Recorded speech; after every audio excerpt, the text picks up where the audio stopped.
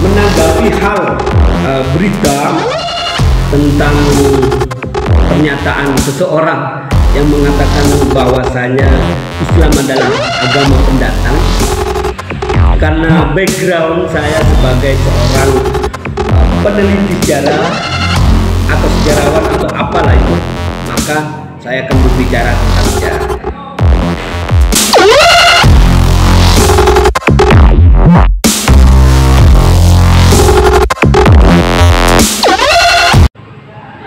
Assalamualaikum warahmatullahi wabarakatuh, saudara. Jumpa lagi dengan saya. Kali ini saya akan membahas tentang sejarah agama yang masuk ke Nusantara. Karena baru-baru ini saya menyaksikan, mendengar, dan tidak perlu saya ceritakan siapa beliau, dengan menyatakan bahwasanya agama Islam itu adalah agama pendatang dan harus menghormati budaya. Tentu orang ini tidak tahu sejarah atau tidak pernah belajar sejarah mungkin ya.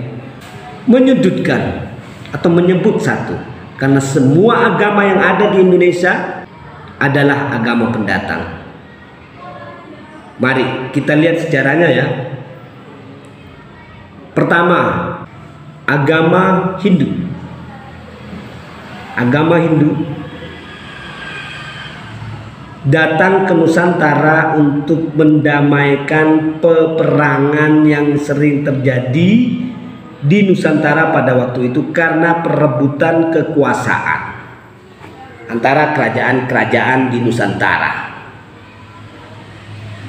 yang dimulai pada tahun 400. Kemudian muncul kerajaan-kerajaan kecil dan menjelma menjadi kerajaan besar, sehingga mereka saling ingin berkuasa di Nusantara dan terjadilah peperangan-peperangan antara kerajaan kecil, kerajaan besar, dan kerajaan besar. Lalu hadirlah agama Hindu untuk mendamaikan atau untuk menghentikan peperangan.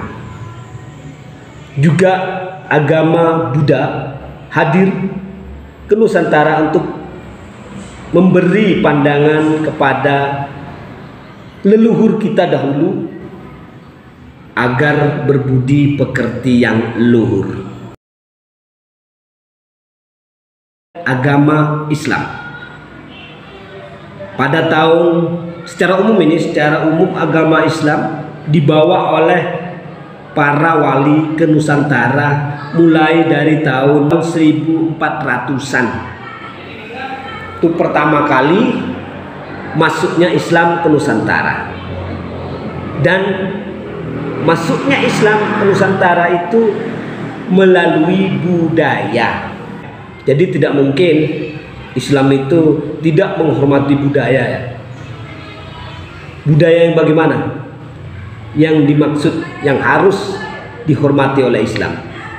Apakah Anda tahu asli budaya Nusantara itu seperti apa? Kemudian Islam masuk memperbaiki budaya tersebut. Budaya Nusantara itu dahulu manusia yang laki-laki itu gemar berperang. Mereka kalau sudah berperang itu tidak mau kalah dan tidak mau menyerah, karena kalah berarti mati, kalau hidup berarti menang. Sehingga pada masa perjuangan itu muncul kata mutiara yang berbunyi rawe-rawe rantas, malang-malang putung. Itu budaya asli Nusantara. Sedangkan yang wanita dahulu nih ya, itu budayanya hanya dibuat sebagai pelampiasan hawa nafsu laki-laki. Itu budayanya zaman dahulu. Sehingga wanita itu dahulu pada masa kerajaan, ini budayanya ya, mereka harus bekerja, mencari uang dan lain-lain, sedangkan yang laki-laki dipersiapkan untuk pertempuran atau perjuangan untuk suatu kekuasaan. Itu dahulu. Dan budaya dahulu itu ada macam putri persembahan.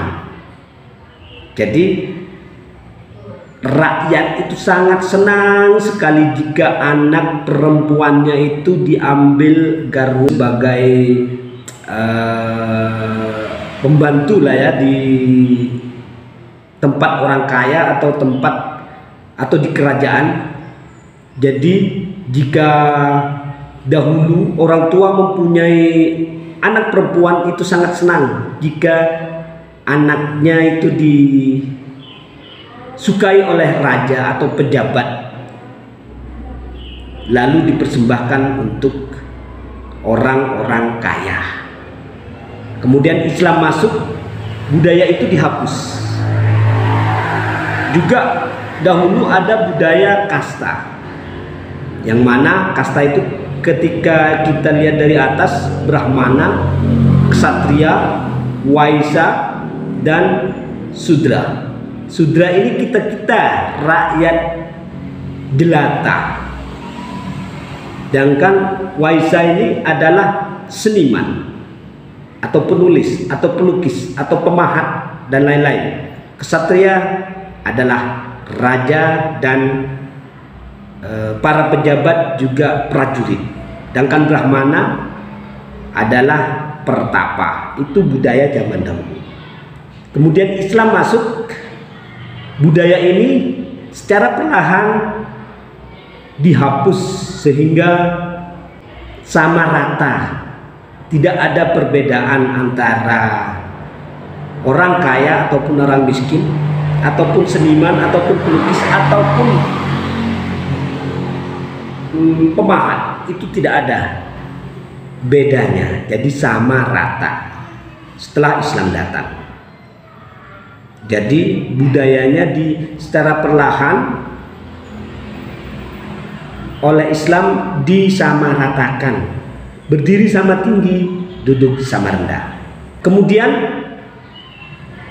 datanglah penjajah kolonial Belanda menghancurkan budaya kita yang sangat indah ya. Jadi dihancurkan, yang awalnya sudah diperbaiki dengan bagus dan ditata dengan rapi, ini dihancurkan kembali. Kemudian Belanda itu membuat kasta menurut keyakinan atau menurut seenaknya perutnya mereka ya, namanya penjajah.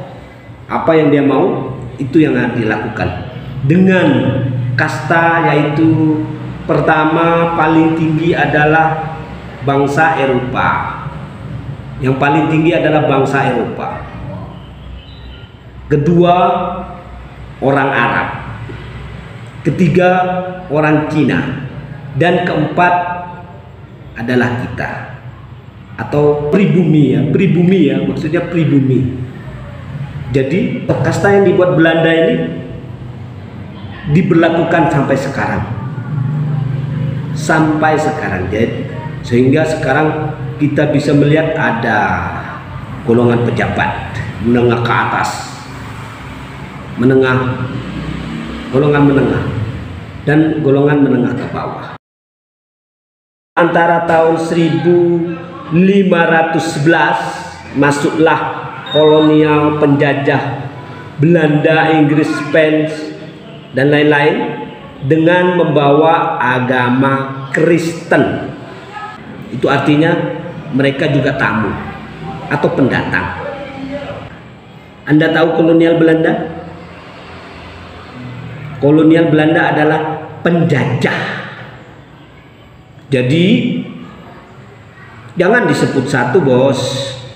Hanya Islam saja yang disebut, dan dikatakannya bahwasanya Islam harus menghormati budaya. Masuknya Islam ke Nusantara itu melalui budaya, dengan memperbaiki budaya dengan memperindah budaya dan masuknya Islam ke Nusantara itu untuk mendamaikan pertempuran antara Majapahit Barat dan Majapahit Timur yang kita kenal dengan nama Perang Paregreg atau perang perebutan kekuasaan antara Majapahit Barat dan Majapahit Timur. Itu sebelum masuknya Islam, mereka sudah terjadi perebutan kekuasaan ya, sehingga mengancam kebangkrutan Majapahit pada waktu itu, dan masuklah Islam untuk mendamaikan antara Keraton Barat dan Keraton Timur. Itu sejarah singkat tentang agama ya bos. Jadi semua agama di Nusantara saat ini itu jika kita anggap sebagai pendatang, maka semua agama baik Islam, Kristen, Hindu, Buddha, Konghucu, semuanya adalah pendatang. Jangan disebut satu. Kalau cuma disebut satu, itu namanya diskriminatif atau menyudutkan atau hoak ya. Rakyat tidak boleh bicara hoak, tapi Anda bicara hoak. Bagaimana ini? Jadi tolong jangan disebut satu saja, karena semua agama adalah pendatang, dan datangnya agama ke Nusantara untuk mendamaikan manusia Nusantara yang haus akan kekuasaan, sehingga mengorbankan nyawa saudaranya sendiri. Itu dahulu ya. Jadi kalau Anda bilang bahwasanya Islam itu adalah agama pendatang dan harus menghormati budaya, itu sama saja menunjukkan bahwasanya Anda tidak tahu pada sejarah. Belajar lagi sejarah, dan dalam mempelajari sesuatu, baik itu sejarah, politik dan lain-lain, itu jangan separuh-separuh, agar Anda menjadi orang yang tidak separuh. Bagus kalau separuh dewa, tapi kalau separuh gila atau separuh iblis, maka akan jadi bencana yang tidak bisa kita perkirakan. Itu saja pesan dari saya. Wabillahi taufiq wal hidayah. Wassalamualaikum warahmatullahi wabarakatuh.